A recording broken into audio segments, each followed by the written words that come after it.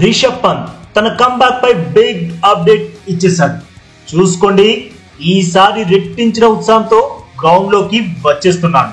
అవును ఫ్రెండ్స్, అతి ప్రమాదకరమైన కార్ యాక్సిడెంట్ తర్వాత అసలు మళ్ళీ బ్యాట్ పట్టుకుంటాడా లేదా అన్న పరిస్థితి నుండి కోలుకొని మళ్ళీ క్రికెట్ ప్రపంచంలోకి అడుగులు వేగంగా వేస్తున్నాడు.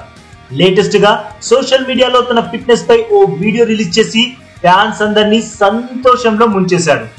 దాంతో పాటు ఈ ప్రపంచంలో చిన్న చిన్న విషయాలకే నిరుత్సాహపడిపోయి భవిష్యత్తుపై ఆశలు వదిలేసి జీవితాన్ని అంధకారంలోకి నెట్టేసుకునే చాలా మంది వ్యక్తుల్లో స్ఫూర్తి నింపే ప్రయత్నం చేశాడు. రిషబ్ వీడియోతో పాటు ఏం మెసేజ్ ఇచ్చారంటే, మీరు మర్చిపోయినట్లున్నారు, కానీ నేను మీకు గుర్తు చేయాలనుకుంటున్నా.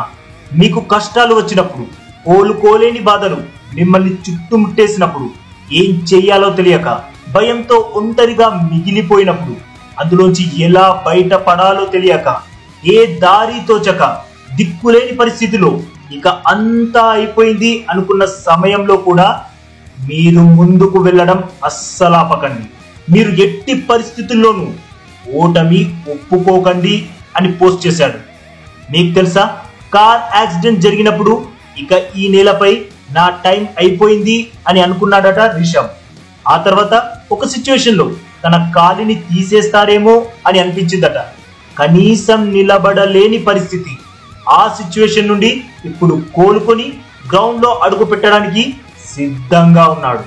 నిజంగానే మనలో చాలా మంది చిన్న చిన్న పరిస్థితులకే టెన్షన్ పడిపోయి జీవితం మొత్తం కోల్పోయాం అని డీలా పడిపోయి దుఃఖంలో మునిగిపోతుంటారు. అలాంటి వారు రిషబ్ పంత్ చెప్పిన మాటల్ని గుర్తు తెచ్చుకోండి. తను ఇలాంటి పరిస్థితి నుండి దాటొచ్చి ఈ రోజు నిలబడ్డాడు.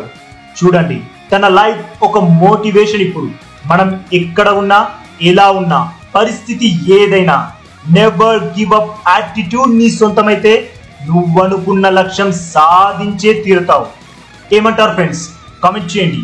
ఈ వీడియో నచ్చితే లైక్ కొట్టండి. అలాగే మన ఛానల్ ని సబ్స్క్రైబ్ చేసుకోవచ్చుగా ఫ్రెండ్స్.